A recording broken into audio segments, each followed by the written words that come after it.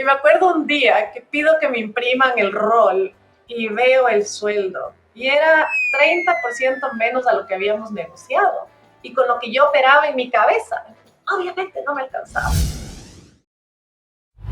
En el capítulo de hoy vamos a conocer el lado B de Loren Kressler, que es gerente general de Focus, una compañía de investigación de mercado en Ecuador. Hola Loren, ¿cómo estás? Bienvenida. Hola Mati, muchísimas gracias, qué gusto. Gracias por tenerme aquí el día de hoy. No, el gusto es nuestro. Yo soy un fiel seguidor de tus publicaciones en LinkedIn, por sobre todo. Así que estoy seguro que va a haber mucho aporte de valor en esta conversación. Y en ese sentido, voy a contarle a nuestros oyentes por qué consideramos que eres una entre mil. Y si es que hay algo que agregar, bueno, me avisas tú al concluir este breve enunciado. Loren es gringa, pero vive en Ecuador, en Quito. Es psicóloga y también es ingeniera civil de profesión con un máster en dirección administrativa de empresas. Es una voz influyente, reconocida por LinkedIn o LinkedIn, algunos lo conocen así, como Top Voice del año 2020 en Latinoamérica. Además es una ponente reconocida en charlas TED.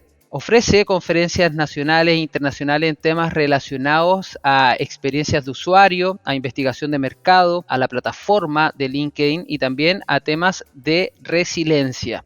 Es mamá de una sobreviviente de un infarto cerebral de 9 años. Roberta es su motor de vida y la razón por la cual impulsa diferentes iniciativas en este mundo en cuanto a lo que es la motivación y la resiliencia. Además, en su tiempo libre le gusta leer y no le molesta seguir trabajando. ¿Algo que sumar por ahí, Loren? Cuando me hicieron la pregunta de mis hobbies, de lo que disfruto hacer en los ratos libres, dije que disfrutaba trabajar, pero que ponga a leer para no sonar tan mal. Así que no, eso está bien, una anécdota chistosa antes de estar aquí. No, perfecto. Loren, si hoy día tuviésemos que definirte a ti como una profesional, como una emprendedora, como una mujer empoderada que eres, ¿cuál sería una palabra que te define hoy por hoy y por qué?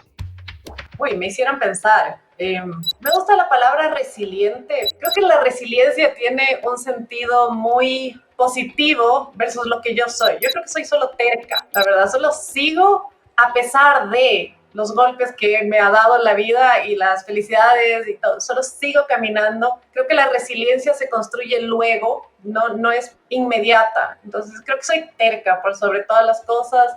Sigo dándole a pesar de y a más de. Importante igual el ser tercos hoy por hoy, porque tal como dices tú, muchas veces la vida nos sube a una montaña rusa y nos hace vivir diferentes experiencias e hitos que van marcando nuestra propia historia y que nos van forjando como personas. De hecho, hay muchas cosas en las cuales me gustaría que profundizáramos en esta conversación, que no solo abarcan a la vida profesional o a lo bueno y lo malo de emprender, o también a todo lo que involucra tu vida personal, porque creo que esas tres aristas nos pueden mostrar mucho de lo que tú eres, a pesar de el pequeño tiempo en el que vamos a estar conversando, que es difícil resumir toda tu historia en 45 o 50 minutos, pero hagamos un esfuerzo en ese sentido. Hay algo que me gustaría repasar a lo largo de tu historia, porque por un lado cuentas que, bueno, en redes sociales cuentas que tuviste que dejar de estudiar por temas de dinero, después comenzaste a dar saltos entre un trabajo y otro, desde trabajar en una óptica, estuviste como recepcionista en un local, mesera, bartender, hasta que en algún momento una amiga tuya, si mal no me equivoco, te propuso un trabajo porque tú eras rápida escribiendo en el computador. Cuéntanos un poquito de cómo se da todo este proceso en el que tú sales de los estudios, comienzas a trabajar en diferentes lugares y ya empiezas a formar lo que es hoy día tu carrera profesional con lo exitosa que eres. Ay, me hiciste tener escalofríos. Fue extraño escuchar parte de toda mi historia en tus palabras. A ver, la verdad es que ha sido así como lo describes. Yo nací, solo para darle un poco de contexto, yo nací en una familia que tenía muchísimo dinero y lo perdió todo. Nuestro país en 1999 vivió un proceso de dolarización, antes teníamos otra moneda, y en el proceso de dolarización mi abuela perdió absolutamente todo el dinero que tenía y a través de los siguientes años, yo tenía ahí probablemente 11, 12 años, los siguientes años hasta que yo llegué a la universidad, vendieron su vida en partes. Los cuadros que tenía, las joyas que tenía, todo tuvo que ir vendiendo para poder pagar su vida y la vida de sus hijas, porque mi abuela mantenía a mi tía y a mi mamá y a nosotros, sus nietos. Entonces pasamos de una vida que era muy lujosa, con carros de marca, viajes, a no tener nada, absolutamente nada. Habernos sentado en la cocina con mi mamá viendo la cuenta de banco que antes te le entregaban impresa y habían $5 en la cuenta de banco. No había comida en la refrigeradora, no teníamos cómo pagar el colegio, solo sentarnos a llorar sin saber qué significaba no tener dinero, porque para mí eso no era un concepto en ese momento, solo el sufrimiento de mi mamá era mi dolor. En los siguientes años, uno, obviamente ya después de los 11 a los 18 vas creando cierta conciencia mucho más sensible. Mi mamá se puso a dar clases de cocina, comenzó a trabajar en donde bien podía. Yo me puse mis primeros pequeños emprendimientos, hacía bambalinas, vendía, me puse a hacer cuadernos cosidos, también vendía lo que bien se podía para aportar. Yo comencé a aportar a la casa más o menos a mis 12 años. Y también entendí muy joven que si es que no tienes dinero en el bolsillo hay que hacer esfuerzos distintos para salir adelante. Entonces me aseguré de tener buenas notas en el colegio, de sacarme, como dicen aquí, el sucio estudiando y lograr una beca en la universidad. Cuando entré a estudiar, becada al 100%, una de las becas más fuertes que ofrecían aquí en el país, sentí un alivio que no sabes. Fue una cosa de, por fin mi futuro tiene luz, voy a poder estudiar. Y al año y medio de estar en la universidad, cerraron mi carrera y me tocó cambiarme de universidad. Y ya no tenía esa beca y me tocó pagar la universidad. Entonces no pude, tuve que salir y ponerme a trabajar. No tenía cómo pagar, creo que eran $800 del semestre y no teníamos cómo hacerlo. Mi mamá no tenía dinero, yo no había ahorrado, había aportado al hogar y ya no tenía la beca. La verdad es que fue un proceso bien duro, pero en la universidad después de un semestre, esta otra me llamó a ofrecerme una beca. Me dijeron, señorita, usted quiere estudiar, tiene que sacar mínimo tales notas, pero estamos dispuestos a subsidiar sus estudios. Ese segundo salté, me fui, renuncié, me fui a estudiar, era todo lo que yo quería hacer. Y ahí arrancamos. Pero genial también porque de algunos de los relatos que yo leí en tus publicaciones, no recuerdo si fue muy antigua, pero contabas la historia de tu mamá. Entonces me gustaría que nos centráramos en ese aspecto porque considero, de lo que puedo ver muy desde afuera de tu historia, es que mucho de lo que tú eres hoy también proviene de las enseñanzas que te dejó tu mamá, donde ella, a pesar de todo lo que estaban viviendo ustedes como familia, nunca le hizo mala cara al esfuerzo. Les enseñó a ustedes, la familia, que si hacen las cosas con ganas, por más que la realidad sea dura, de cierta forma debemos disfrutar el proceso. Y les enseñó que muchas veces las cosas se ponen difíciles, pero la única manera de salir adelante es seguir intentándolo. Entonces creo que mucho de eso que tú en alguna publicación contaste es un fiel reflejo de cómo tú afrontas hoy día también las diferentes situaciones complejas que la vida te va entregando y que a veces las podemos ver como algo duro que la vida nos está castigando, pero también podemos ver cada situación como parte de un aprendizaje que tenemos que tener, una experiencia que tenemos que vivir y un legado que después podemos transmitir a los demás, que es creo que una de las cosas que tú haces a diario también. Ay, dices, es que es súper profundo y como dices, solo son 45 minutos. Tanta vida que se ha recorrido, son tantas historias que a veces veo para atrás y veo como ver películas paralelas, que han sido momentos extremos. Entonces, mi mamá ha sido mi mayor ejemplo en lo positivo, pero también ha sido mi mayor ejemplo en lo negativo, en las cosas de cómo debo hacer, el ñeque que le tienes que meter a las cosas, el agarre, el hambre que tienes que tener día a día, pero también cómo puedes destruir la relación con las personas que amas por decisiones, por decisiones. Cuando yo era pequeña, yo digo, yo he tenido dos mamás. Mi mamá cuando yo era niña, que es este ser que se levantaba a la hora que sea, que trabajaba en lo que sea, que no tenía vergüenza de ir, pedir, hacer, que se sacó comida de donde no tengo idea con tal de ponerla sobre la mesa. Me acuerdo noches que cenábamos, mi hermana, mi mamá y yo, alrededor de una mesa pequeñita, una lata de atún.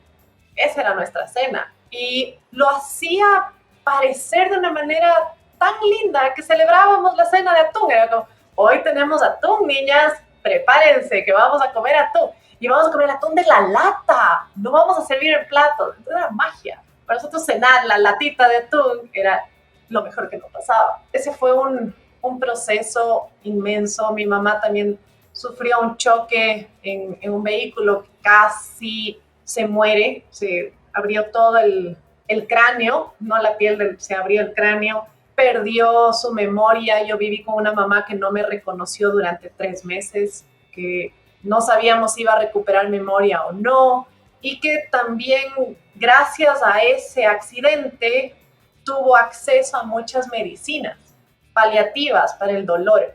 Y mi mamá tiene una personalidad adictiva. Entonces comenzó a desarrollar adicciones a estas medicinas, al alcohol por el dolor.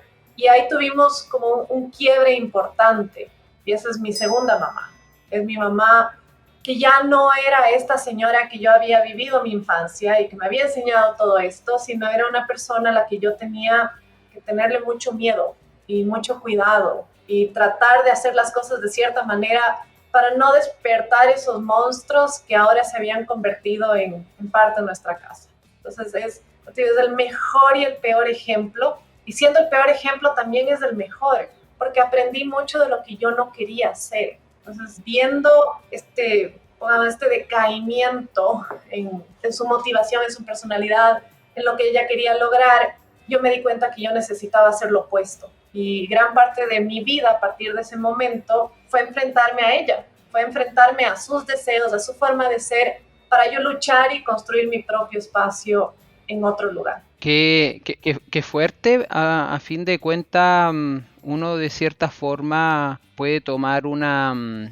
postura de víctima frente a lo que nos va sucediendo, pero el irnos desarrollando como persona, ya sea en lo espiritual, en lo personal o en lo profesional, y el considerar que las cosas que nos van sucediendo tienen un porqué, y en tu caso, tal como dices tú, te enseñó todo lo que tú no querías ser, y al final hay personas que no logran algún aspecto en el transcurso de su vida manifestar este crecimiento interno de una toma de conciencia, y también no podemos quizás culparlos. Vienen temas de árboles genealógicos, constelaciones familiares, etcétera. Pero lo bueno es que tú haces esa toma de conciencia, tú logras definir qué es lo que quieres, qué es lo que no quieres, cómo quieres ser y cómo no quieres ser, y eso va súper bien porque al final en tu propia realidad, donde en algún momento lo material va y viene, dentro de tu historia, que me gustaría que pasáramos también a hablar un poquito de eso, en un momento donde ya vas consolidando tu carrera profesional y tienes muchas quizás reconocimientos y has obtenido logros y cosas de ese tipo, pero llega el momento en que tu hija también viene a ser una gran maestra en tu historia y en tu vida, y ella en el momento en que sufre este accidente tuviste que venderlo todo, el dinero no alcanzaba, tuviste que decirle adiós a diferentes gustos, a comodidades, y eso de cierta forma es como volver a rebobinar a lo que le pasó a tu familia, es como volver a vivir un episodio que es complejo, que ya quizá habíamos dado vuelta a la página, tal como comentabas tú en las publicaciones que en algunos momentos has descrito, te tocó darle como la bienvenida a dormir en hospitales, a dormir en el piso, a comer lo que fuera, lo que llegara, lo que te daban, y perdiste todos estos lujos, pero comenzaste a reconstruirte, y ahí tu hija viene a ser este maestro en tu vida, en tu evolución como persona, y te demuestra que la motivación te permite celebrar cada pequeña ganancia que existe, y te hace ser una persona agradecida, independiente de las dificultades que te van sorteando el presente o el futuro. Entonces creo que eso es súper valorable, al menos a mí me pega bien duro porque en un momento, cuando joven, cuando me tocó también estar en clínica y mi papá no logró ganarle la batalla al cáncer, creo que en ese momento yo culpaba mucho a la vida y decía por qué le sucedió a él, no le sucedió a otro. Pero después me di cuenta que la vida fue un maestro y él también, y su partida fue una experiencia que me ayudó a ser lo que soy hoy día. Entonces agradezco lo que va sucediendo y ya no tengo un odio frente a lo que la vida nos va entregando. Entonces me gustaría entender un poco cómo es que tú logras también ser agradecida y tener una parada frente a la vida que es súper positiva a pesar de las dificultades que te va entregando. Primero, siento mucho escuchar lo de tu papá. Qué dolor, que es una pérdida, pero qué bueno que lo hayas procesado como lo has procesado. O sea, eso siempre nos ayuda como seres humanos a seguir. Que creo que es lo que nos toca, ¿no? O sea, aquí tienes como dos botones, keep going o exit, y sabemos qué significa cada uno de los dos. Y mi exit va a ser forzado, yo no me voy de aquí sin dar una pelea y sin estar el mayor tiempo posible en el juego. Pero sí, lo de mi guagua, wow, sí es en Chile es igualito, ¿cierto? Que allá les decían guagua a los guaguas. En otras regiones no me entienden. Guaguas son niños, por si acaso tengas muchísima audiencia afuera. Mi hija, hace 1 año y 2 meses, hoy día hacíamos la cuenta, señorita, la persona de mi vida, sufrió un infarto cerebral, 9 años. Es una de las cosas menos probables que existan. Generalmente un infarto cerebral te da en una edad muy adulta, o en el otro grupo que es común que da un infarto cerebral, es en neonatos o en el útero. Son como los dos grandes universos de personas que tienen accidentes cerebrovasculares. Los niños y personas jóvenes, jóvenes adultas, casi nunca nos da esto. Y a mi nana le dio de la nada, jugando en la casa. Comenzó con, me dijo, me duele la cabeza, se sentó en el piso y mi vida cambió. Así. Fue todo lo que tomó para virar las cosas. Como que alguien se paró y te levantó la mesa y la tiró contra la pared y todo se rompió. Y ahí fue. Me acuerdo haber salido esa noche de la casa con mi hija en brazos, carro con mi esposo, moviéndole al perro para poder sacar el carro. No sé cuánta bulla habremos hecho, que los pobres vecinos me escribieron para ver si estábamos bien, a ver si no nos habían tratado de robar, fue lo primero que pensaron. Fuimos al hospital y no la diagnosticaron. Nos dijeron esto es una epilepsia, sin ningún síntoma de epilepsia. O sea que también nos pasa a veces, no caemos en las mejores manos de los médicos. Y como dices, es fácil meterte en este mundo de le voy a demandar, es un incompetente, es un incapaz. Y créeme, todas esas palabras las he pensado recurrentemente. Él me la dañó, él me la dejó, él no sé. Puedes entrar en un proceso de odio, de depositar esas emociones negativas buscando un culpable. Pero aprendimos rápido y probablemente fue también por esta intención de ayudarle a nuestra hija a mejorarse, que si nosotros estábamos en un mal lugar en nuestras emociones, es que nosotros no estábamos en el mismo tren que ella, que es un tren hacia la recuperación, si nos metíamos a la culpa, al dolor, a la pausa inclusive, porque a veces de esos momentos te paran, ella no hubiera salido adelante. En ningún momento me pregunté si es que Roberta no se iba a recuperar, sino cómo. ¿Cómo hacemos? ¿A dónde nos vamos? ¿Qué tenemos que lograr? Habían un montón de peros y de cosas en contra. Una de ellas, el dinero. Cogimos, nos movimos, armamos fondos. Te digo, vendí la casa, todo. No teníamos ropa. Tanto así que ya no tengo ropa elegante. Nótese mi camiseta. Es un año más tarde, pero claro, los gastos siguen. No teníamos cosas con las que me he quedado. Si ves ahí atrás, tengo una máquina de escribir que era de mi abuelita. Eso no vendí. ¿Ya? Pero esa es la parte de arriba de una mesa que vendí todo el set del comedor y no tenían cómo llevarse la parte de arriba, entonces lo convertí en arte luego, pero el comedor se fue. Si ves más acá, tengo la silla de ruedas de mi hija. Nos tocó mover todo. Y el rato que entras a un hospital, no sales, realmente tus emociones no salen del hospital hasta que tu hijo no sale. Entonces fue un cambio de vida.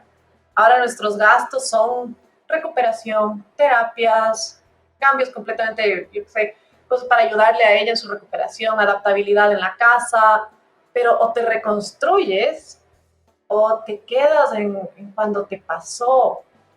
Y esa para nosotros nunca fue una opción por ella. Si yo me quedaba en un espacio de dolor y de pérdida, realmente la hubiera perdido.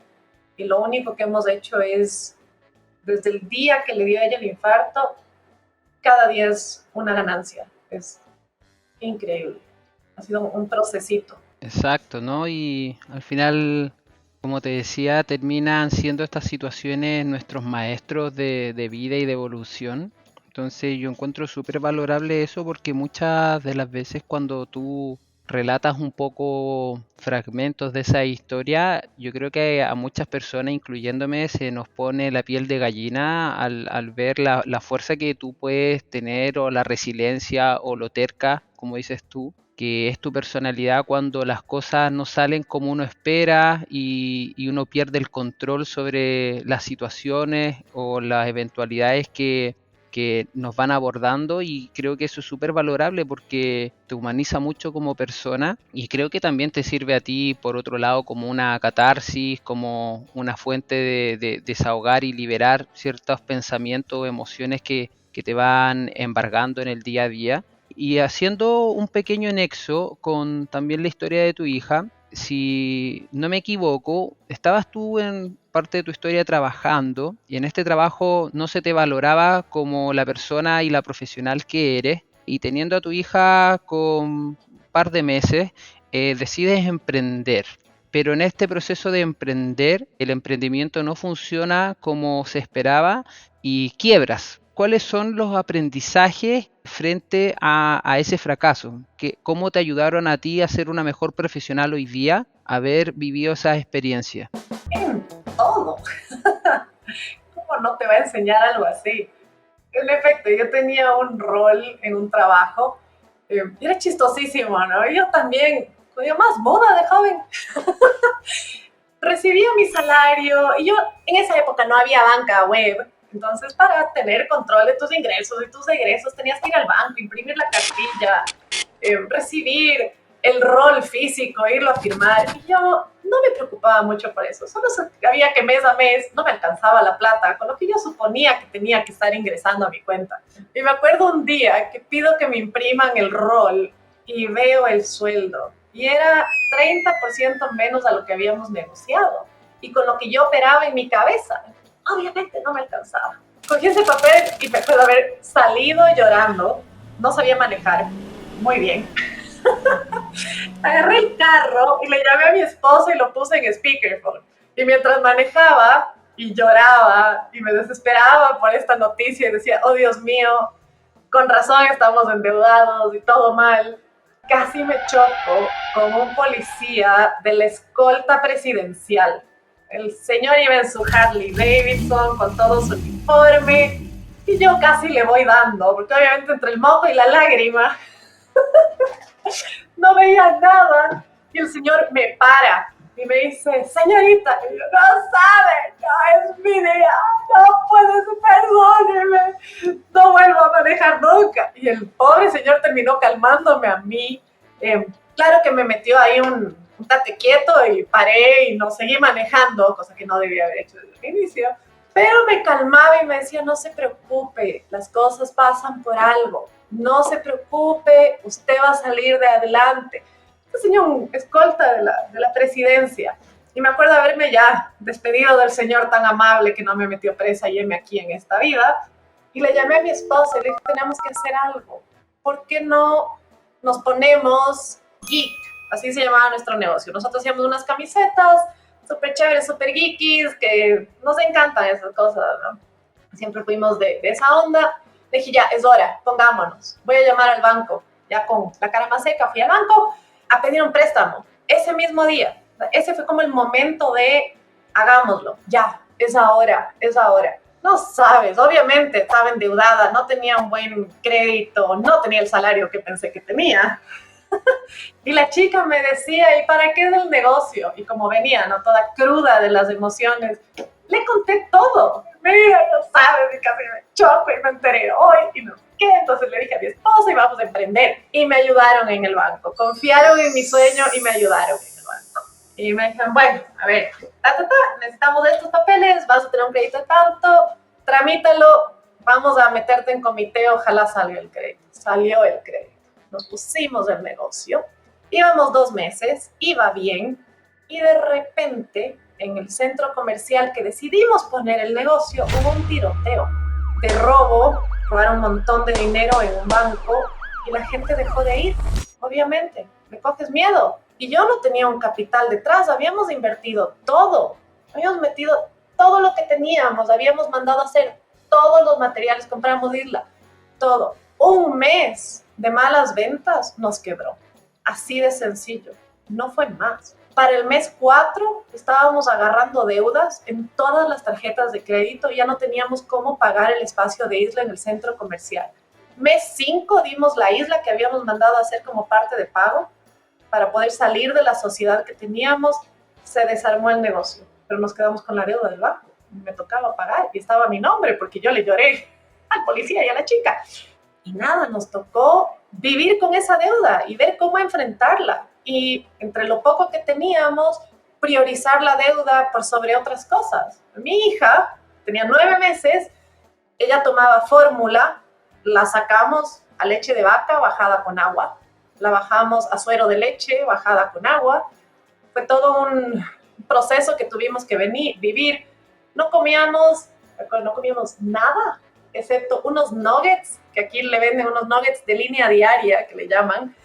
Son 2 nuggets por $1. Comíamos los nuggets con arroz, que supuestamente era pollo, y mi hija con su leche, y ya comenzó a comer nuggets con arroz. Y esa fue nuestra vida durante 3 años que tuvimos ese crédito. Obviamente no nos quedamos así los 3 años. Tuvimos que hacer todo también desde nuestro lado para crecer laboralmente, para volver a pararnos, para incrementar nuestros cargos en las empresas. Yo me cambié de empresa buscando un mejor sueldo. Yo a esa parte de mi historia le digo, yo me vendí, así como jugador de fútbol, me vendí por plata. Peor decisión de mi vida. Si te cambias de trabajo solo por dinero, no funciona. También aprendí esa lección. Le cogimos pánico al emprendimiento, no queríamos volver a pensar en un negocio nunca. Nos dijimos, somos buenos empleados, de aquí no salimos. Y nada, toma tiempo volver a pararte, siquiera pararte, ni siquiera firme, salir del hueco, organizar las finanzas, aprender cómo invertir en un negocio, no quedarte en deuda. Y nada, pues ese fue otro momento de esos duros, pero como dices, es una montaña rusa. Entonces, el momento que la vida te ha subido y te ha bajado tantas veces, ya asumes como parte del recorrido que va a pasar. Ya sabes. Yo sé que más adelante en mi vida hay otra situación impactante con la que voy a tener que enfrentarme. No sé qué va a ser, pero nadie está exento de. Y al parecer, yo soy un imán para este tipo de situaciones, entonces tenemos que estar más preparaditos, como vivir encima de una grieta que sabes que va a haber temblores. Sí. Claro, dice un escritor chileno que atraemos los problemas que son necesarios para nuestra propia evolución. Somos un imán muchas veces en ese sentido. Entonces, tal como dices tú, creo que a personas que tienen esta capacidad de ser resilientes, que son tercos, la vida le regala grandes desafíos porque de cierta forma el mismo universo se va desarrollando y se va mejorando a sí mismo a través de cada uno de nosotros. Entonces es como súper interesante que al adentrarnos de lo que es tu historia y ver un poco tantos momentos difíciles que te ha tocado vivir, muchas personas que te siguen en redes sociales o en LinkedIn pueden decir que genial el trabajo que tiene ella, es una top voice reconocida como embajadora de LinkedIn, sus publicaciones son súper virales, pero al final en la realidad más que hacer una publicación que busca generar un impacto en alcance de me gustas o comentarios o compartidos, en realidad tú lo que estás haciendo es documentar lo que ha sido tu historia. Entonces lo encuentro como súper impactante porque nosotros no nos conocemos, pero ahora al ir un poco indagando en tu propia historia personal, me voy dando cuenta de que de verdad tú eres una guerrera. y pensando un poco también en esa personalidad aguerrida que tienes, porque en una de tus publicaciones recuerdo que tú contabas la historia de cuando fuiste a una entrevista de trabajo, que ibas a un lugar que no conocías, tomaste un autobús que te llevó a otra dirección y mientras ibas caminando, una paloma desde el cielo hizo sus necesidades, te manchó entera, pensaste en no ir al trabajo, a la entrevista, pero de cierta forma te la arreglaste, llegaste a la entrevista y le contaste a quien estaba encargado o encargada de recursos humanos, le contaste sobre tu historia y finalmente esa persona, creo algo así, recuerdo que te dijo como cuando una paloma hace sus necesidades sobre una persona es buena suerte, veamos cómo se da esta entrevista y al final creo que te fue bien. ¿Cómo fue ese episodio de tu vida? Yo clarito, sé hasta dónde estaba parada. Es súper catártico. Yo soy malísima para procesar mi vida adentro. Nunca he podido. Si tú abres el armario que está aquí al lado mío, probablemente hay 200 cuadernos.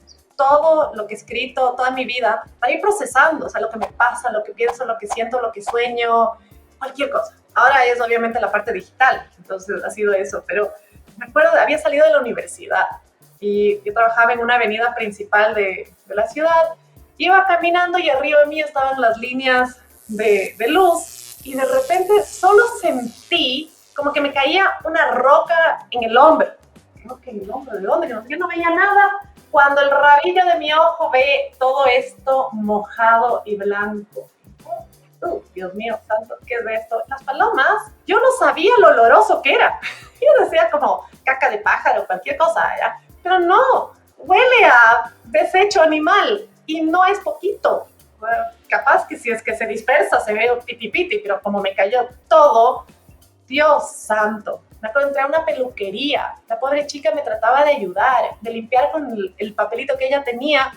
No había manera. Estaba adentro de mi maleta, que era una maleta, se metió adentro. Estaba en toda la chomba que tenía. Yo estaba con una camiseta muy escotada para no estar con la chompita. Entonces, pues llegaba completamente fuera del lugar o mantenía mi chompa. No, fue todo un drama. Llegué y obviamente apestaba. En el sentido literal de la palabra. Y se olía bastante. Digo, eso fue un aprendizaje inmenso de ese momento en mi vida. El olor de la caca de paloma es intenso. Perdón si no puedo decir esa palabra, es la única que se me viene. Hay una canción que me encanta. ¿Qué hay en tu ventana? Caca de paloma. Es ahí. Pero nada, llegué y le tuve que decir a la chica. Le dije, no tengo ninguna explicación. Estoy aquí porque me interesa el trabajo. Pero heme aquí, o sea, si es que te molesta mucho, lo entiendo, no, siéntate, eso es buena suerte, abrió la ventana, seguimos la entrevista, pero esa historia tiene una parte, como dices tú, el lado B de esa historia, es algo que a mí me llena más. La parte de la paloma es chistosa y sí, está bien seguir a pesar de las condiciones negativas que te pueden poner la vida, puede ser un infarto cerebral, o puede ser la paloma mal parqueada, pero esa historia tiene... Esa amiga, ¿te acuerdas que hablamos al comienzo que me llamó para un trabajo? Y es exactamente lo que hago el día de hoy. Esa amiga estaba aplicando también para ese trabajo y yo no sabía. ¿Cómo me enteré? Porque saliendo de la entrevista la veo. Digo, oye, ¿qué haces aquí? Me dice, nada, vengo a tal proceso. Y se convirtió en mi mejor amiga de la vida. En ese momento éramos amigas. Se convirtió en mi mejor amiga de la vida con el paso de los años. Pero en el interín pasó algo importantísimo. Ella aplicaba para este trabajo y se enteró que estaba embarazada. Su sueño de vida era trabajar en este lugar. Era la cosa que ella más quería.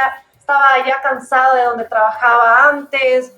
Y me acuerdo haberle llamado a la reclutadora y haberle dicho, oye, no voy a seguir con el proceso. No voy a seguir con el proceso porque yo no quiero robarle una oportunidad. Y es más, a la persona que deberías contratar es a ella. Y en efecto, ella consiguió ese trabajo, está ahí hasta el día de hoy. Es una de las personas más capaces que yo conozco. Yo no creo que yo le hubiese quitado la oportunidad. Ella se lo hubiese ganado limpiamente porque era la persona para el cargo. Pero esa paloma, ese momento, esa historia, tienen ese fin. Y ella hoy es una persona increíble, ha logrado cosas que han cambiado nuestro mercado desde la posición que tiene. Y me hace como lindo sentir que en su momento mi yo de esa época quiso tanto a otro ser humano, que era como, y sabía tanto con tanta claridad donde ella tenía que estar. Eso solo tienes que hacerte a un lado y que la vida siga. Ese fue un aprendizaje hermoso de esa historia, la verdad. Sí, tremendo. O sea, creo que de verdad tiene un lado B y de cierta forma, si no hubieses decidido tú en ese momento ir a la entrevista por todo lo que había sucedido, tampoco te hubieses encontrado con tu amiga al salir de la entrevista y tampoco te hubieses puesto a ti a prueba. O sea, muchas personas en la posición en la que tú estás, quizás hubieran sentido que tenían un punto a favor porque había sucedido todo eso, fuiste a una entrevista, quizás quien te entrevistó a nivel de reclutamiento podría haber dicho, esta persona es aguerrida, es terca, vino contra todo pronóstico y aquí estuvo conmigo, me parece que es una buena profesional y quizás hubieses quedado, quizás no, eso no lo sabemos, pero creo que de cierta forma tu carácter a lo largo de diferentes experiencias se va también después evidenciando al momento en que a ti te ha tocado estar en procesos de reclutamiento y tú entrevistando a personas. Me gusta citar historias tuyas porque las fui recordando y son cosas que me han marcado de lo que he leído de ti. Y hay una de esas historias en la que tú comentabas es que en un proceso de reclutamiento te tocó entrevistar a un joven que a lo largo de 2 años había tenido 4 experiencias laborales y cuando llega a manos tuyas este currículum, tú revisas y dice como inestable. Pero cuando conversas con este joven, él te comenta que su padre en algún momento le dijo como que no se conformara con poco, que buscara oportunidades, que siguiera su intuición, entre otras cosas. Y cuando terminas de conversar con esta persona, terminas contratándolo en la empresa. Entonces, de cierta forma, ¿qué te hizo a ti tomar esa decisión y decir, bueno, esta persona fue transparente, fue sincera y en verdad puede ser un buen elemento en esta empresa donde estoy ahora? Esta fue la primera contratación directa que yo hice. Yo no trabajo en recursos humanos, yo generalmente he manejado áreas. Los recursos humanos se encarga de buscar la persona que necesita mi área, me pasan los currículums, yo evalúo, en teoría, quiénes son las personas que más se adaptan a la necesidad, entrevista y seleccionamos. Ese es un poquito mi rol en el proceso de selección y en efecto este currículum llegó con la palabra inestabilidad, así pero marcado. ¿Por qué? Porque recursos humanos se fijan en esas cosas, entonces manda con notitas y te dice, mira, aquí estudió esto, no tiene experiencia pero tiene esto, va. Y me senté con él y nos pusimos a conversar y me contaba. Y le digo, oye, mira lo que te pusieron en recursos humanos. Y me dio, tal vez fuera de lo que debería haber hecho, pero muchas de las cosas que generalmente me suceden son así. Le dije, mira, cuéntame tú, porque aquí tengo esta palabrota que no me gusta hacerle caso, cuéntame. Y literalmente nos pusimos a conversar y entre lo que él decía yo escuchaba entre líneas, no le escuchas decir directo, pero escuchaba esta motivación que tenía, estas ganas de hacerlo. Él tenía las habilidades, por eso estaba en Terna, por eso estaba ahí. Yo sabía que si abría un Excel iba a poder hacer los cálculos, esa no era mi duda. Mi duda era si es que esa persona iba a aportar al equipo, si es que teníamos cómo ofrecerle un crecimiento, si es que se iba a adaptar a nuestra forma de hacer las cosas. Generalmente eso es un poquito lo que pesa cuando ya llegas a esas instancias en las entrevistas. Y lo único que pensaba mientras lo escuchaba, y mi cabeza decía, este es. Podría haber sido intuición, empatía, qué sé yo, que cualquier cosa que había detrás, pero realmente su discurso de vida, lo que él decía con el poder que lo decía, es lo que requieres en una persona. Pero si piensas en un equipo de trabajo, ¿qué quieres que sea? Es que una persona motivada, que le gusta lo que hace, que aprende de sus procesos, que no se conforma, que busca nuevas formas de hacer las cosas. Y todo eso me decía sin tener que preguntarle, bueno, y dime, ¿cuáles son tus mayores fortalezas y debilidades? ¿No? A través de este discurso. Fue súper lindo, trabajamos años juntos. Luego yo me cambié de empresa y él se convirtió en uno de mis freelancers. Y hasta el día de hoy, si es que en algún momento se le ocurriría decirme, oye, ¿hay algún proyecto? Le voy a decir, sí, definitivamente, claro que sí. ¿Y a ti qué te ha tocado vivir la experiencia de trabajar en distintos lugares? Donde en algunos casos has tenido jefes que no han sido los más oportunos. En otros lugares donde has colaborado con líderes que te han ayudado a brillar. ¿Qué podríamos darle de consejo a quien nos está escuchando y que está en un trabajo que ya siente que es el lugar incorrecto, que ya sabe que en este lugar no va a poder brillar en todo su esplendor? ¿Alguna recomendación para tomar esa decisión? Porque muchas veces priorizamos la estabilidad, el dinero, la familia y nos postergamos a nosotros. ¿Cuál crees tú que es una buena recomendación para tomar esa decisión y lanzarnos a la incertidumbre? A ver, me dices a mí, yo que manejo datos para evitar la incertidumbre.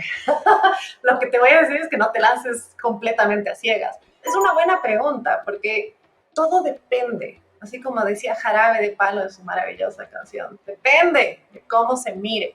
Porque hay personas que por su proceso de vida hoy no hay manera que puedan sacrificar un ingreso por un sueño.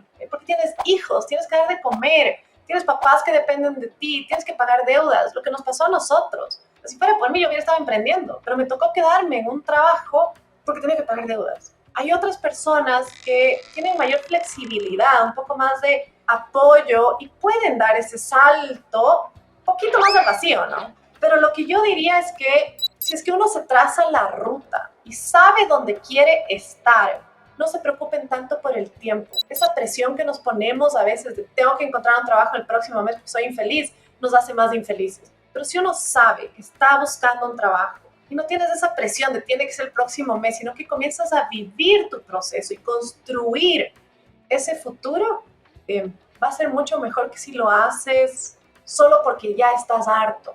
Realmente date el tiempo de recorrer ese camino de cambio en los tiempos que para ti no te pongan en riesgo, ni a ti ni a tus seres queridos, porque hay trabajos, hay oportunidades, están ahí y no hay una sola. Esa frase del tren pasa una sola vez, ¿dónde? ¿Dónde pasa el tren una sola vez? Cuéntame, ¿en qué estación solo ha ido una vez el tren? No sé, el tren pasa y vuelve a pasar. Y tal vez no es esta la oportunidad perfecta, sino la otra. No se asusten, no se dejen vender esa idea del pobre trencito, pasa y hay muchos trenes. Y capaz del que pasó era una buena oportunidad, pero se abrirán otras puertas. Entonces, para mí es eso, es recorrer la vida sin esa presión, pero con claridad de dónde quieres estar. Te trazas las metas y las vas construyendo sin castigarte por no lograrlo. Lo vas a lograr, tienes que tener paciencia y constancia. Wow, esa respuesta sí que me quedó grabada para siempre, yo creo, sobre todo con el ejemplo de los trenes. O sea, de verdad que no es solo una oportunidad la que hay en la vida, hay varias oportunidades y hay que saber entenderlo y asumirlo como tal. O sea, no nos tenemos que limitar a que si algo no funcionó en alguna oportunidad se nos pasó el tren. Bueno, esperemos el próximo tren nomás.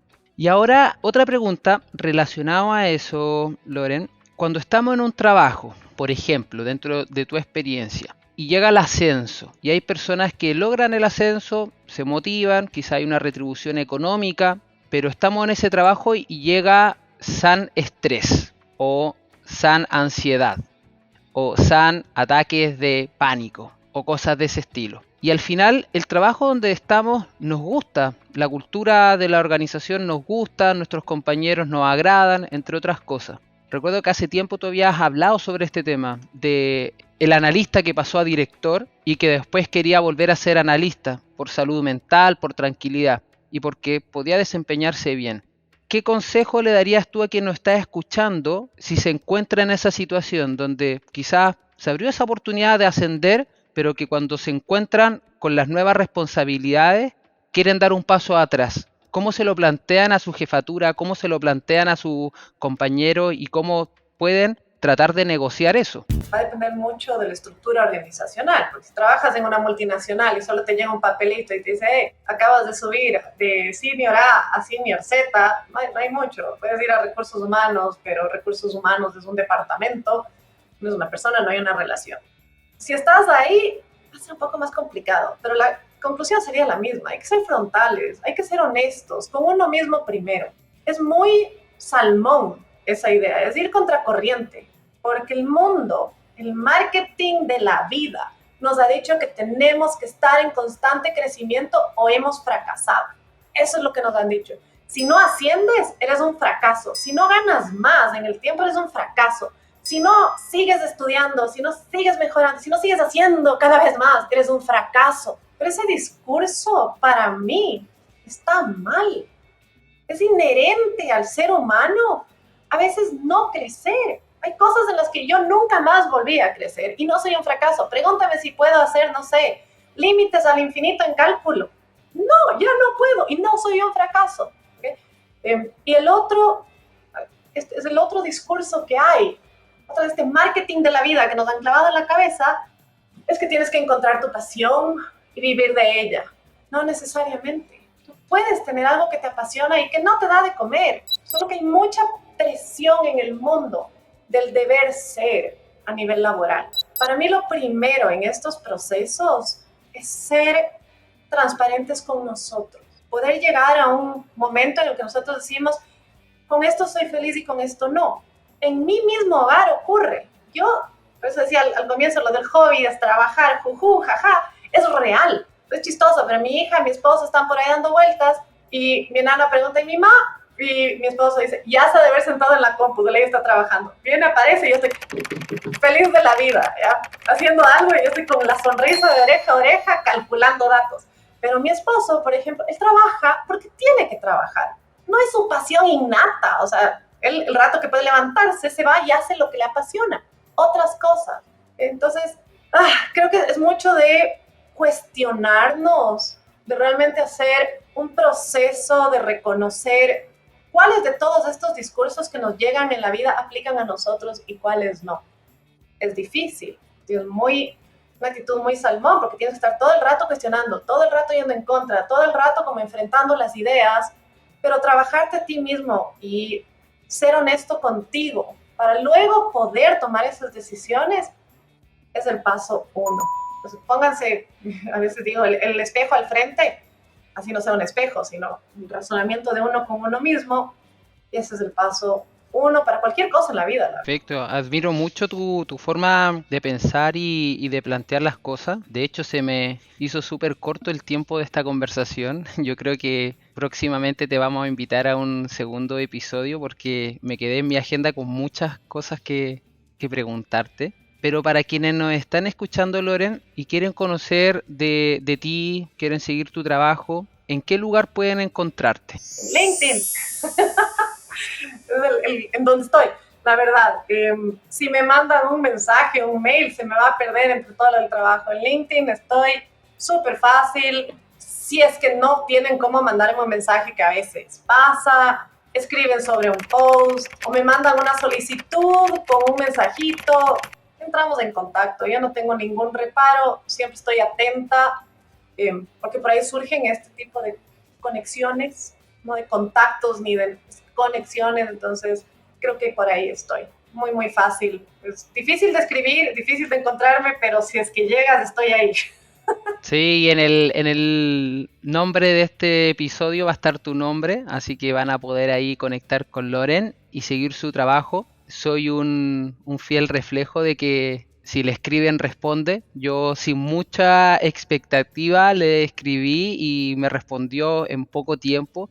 Aquí estamos conversando, no nos conocíamos y de cierta forma estoy seguro que a quienes estén escuchando este episodio van a encontrar información y relatos súper importantes para su vida personal y profesional. Entonces, ahora que nos toca decir adiós, quiero agradecer a Delphi Seoane y a Salva Luca, que están en la producción de este podcast, a Cristian Aciar, que está en la edición, y a cada una de las personas que ha llegado hasta este momento en Uno Entre Mil, un podcast donde hablamos sobre el lado B de las personas, el lado B del emprendimiento y el lado B de profesionales. Así que nos vemos en un próximo episodio y aquí te damos las gracias, Loren, por tremenda participación en este capítulo. Muchas gracias.